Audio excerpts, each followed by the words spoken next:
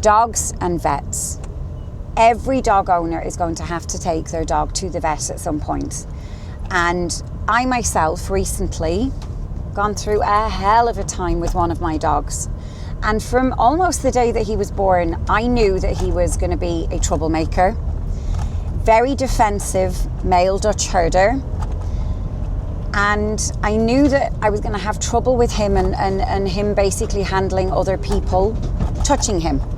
I knew that I had to put in the work to get him to a point where he could accept medical care from somebody that wasn't me, maybe even from me too.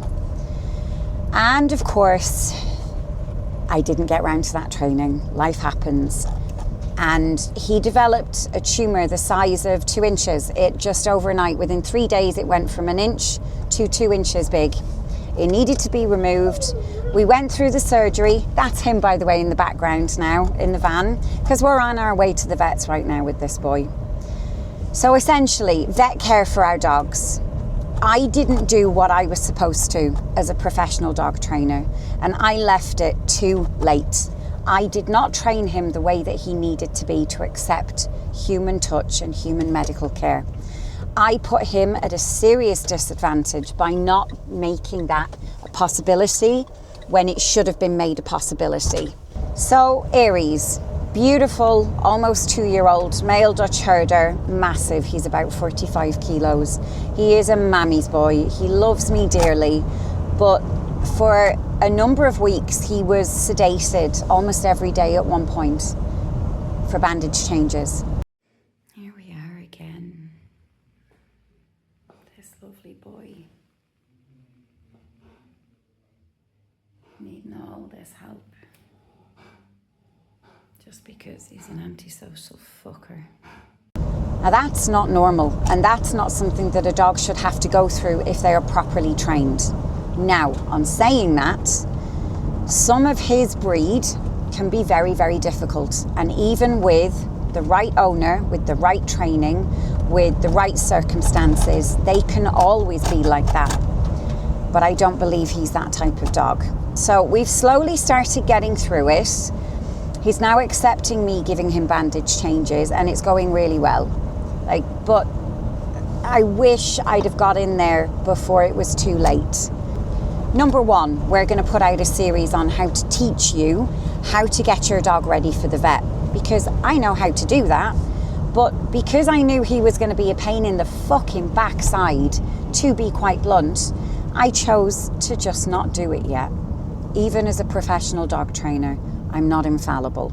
But number two, we're going to do it because there's a huge amount of dogs out there that really do need the help, and owners need the help as well. So what we're going to go through with this series is we're going to teach you how to get your dog used to you bandaging them at home. We're going to teach you how to do a proper 3-layer vet bandage as well as part of that, and talk to you about what a proper first aid kit should look like when it comes to your dogs, and also what you shouldn't be treating at home.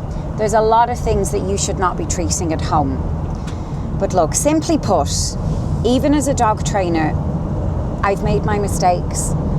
And this poor boy is on gabapentin and Xanax because we've had to keep him sedated.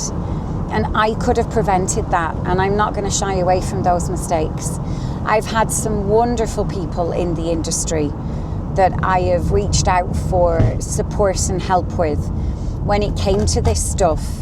For them to, give me their advice on what they think I should do, even in these situations, to make this easier on him, because to be quite frank, he deserved better than what I gave him. So what we're going to do as a team, you and me and our dogs, is I'm going to show you what I did with Aries.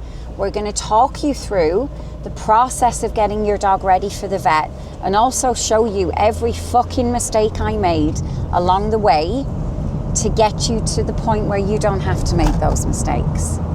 And also we're going to show you Aries a lot because he's very cute. So the reason that I'm sharing this with you is simply put that a lot of people think that dog trainers are these magical beings that nothing ever goes wrong with their dog, and it couldn't be further from the truth. I fucked up with Aries. He deserved better, and the reason that I'm sharing this with you just, on social media, but also with my clients in general, is because we're not magic beings. We get things wrong.